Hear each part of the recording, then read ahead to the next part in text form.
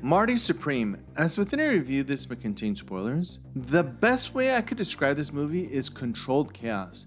The story is chaotic, but it was reeled in enough that it didn't feel scattered or overstimulating. Much of this controlled chaos had to do with the performance of Timothée Chalamet. Timothée plays Marty Mauser, a professional table tennis player in the 1950s who dreams of making it big not only in table tennis, but is also on a quest to become a household name. The story is wild. How much of it actually happened, I don't know. As with any movie that draws inspiration from a real person, the film will take liberties. Marty Supreme is loosely based on the real-life flamboyant table tennis champion Marty Reisman. As depicted in the movie, Marty will beg, borrow, and steal in order to succeed. Even when he's doing all of this, it doesn't come across as malicious, more so an opportunist. Because of his wit and charm, it's hard to stay mad at him while he's exploiting you.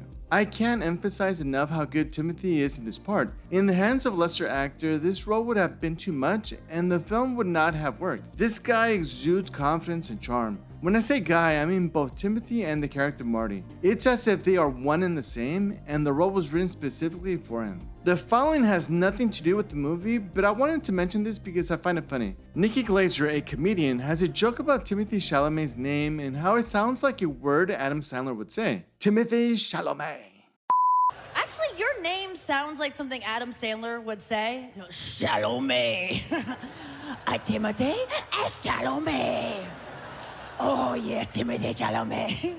I think Sandler's here. Sandler, can I get a Chalamet? Hey, Chalamet! Oh, Chalamet. A good Chalamet to you, sir. A Chalamet to you.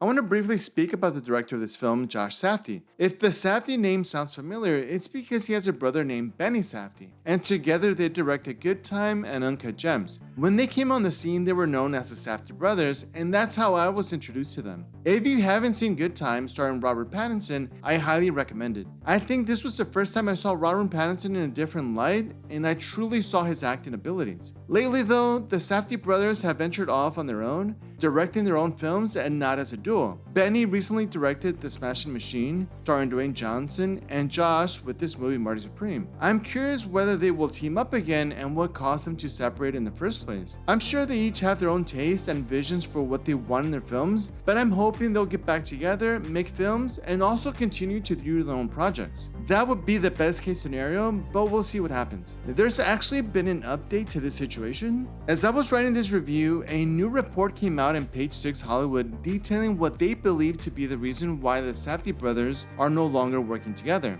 I'll link the story in the description, but it essentially recounts an incident during the movie Good Time in which an actor exposed himself to a 17-year-old actress on set. On that day, Josh was on the helm and didn't do anything to stop it. Years later, Benny learned of the girl's age, and this created a wedge between the two. There's more to the story, and I encourage you to read it yourself. Marty Supreme is wild and enjoyable, and it may be worth watching. So those were my thoughts. What do you think of the movie? Leave a comment down below, subscribe, give the video a like, and see you in the next review.